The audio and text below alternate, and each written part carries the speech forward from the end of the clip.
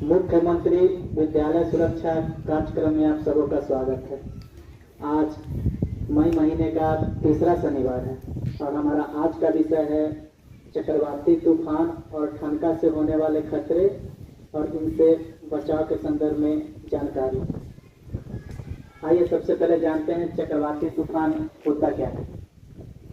तूफान पृथ्वी पर उत्पन्न निम्न दाब का एक ऐसा केंद्र है जिसके चारों ओर हवाएं बहुत ही तेज गति से चलती है, अर्थात हवाओं की रफ्तार जब सामान्य से अधिक हो जाती है तो उसे हम तूफान कहते हैं।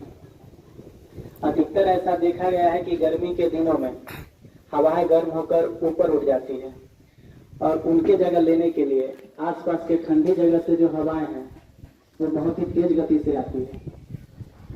इस घटना को हम तूफान कहते हैं। अब ये जानते हैं इनसे बचाव के क्या क्या उपाय हो सकते हैं। यह एक ऐसी आपदा है जिसका पूर्वानुमान हम पहले से लगा सकते हैं। अगर बैरोमीटर में पारा का स्तर गिर रहा है तो समझिए कि तूफान आने वाला है। इस केस में हमें घर से बाहर नहीं जाना चाहिए और अगर घर में है तो खिड़की, दरवाज़ा इत्यादि चीज़ को बंद कर देना चाहिए।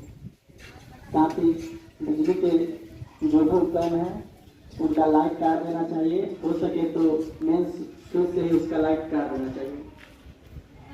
अगर आप वाहन चला रहे हैं तो किसी सुरक्षित स्थान पे जाके वाहन को रोक देना चाहिए और उस समय तक वाहन में रहना चाहिए जब तक कि तूफान खत्म न हो जाए।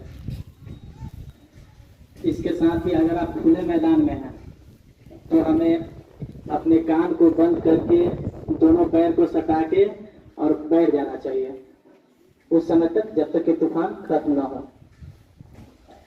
इसके साथ ही हमें छुपते वक्त ये ख्याल रखना चाहिए कि किसी भी बिजली के खंभे, पेड़ या फिर स्ट्रीट लाइट के सामने हम नहीं रुके।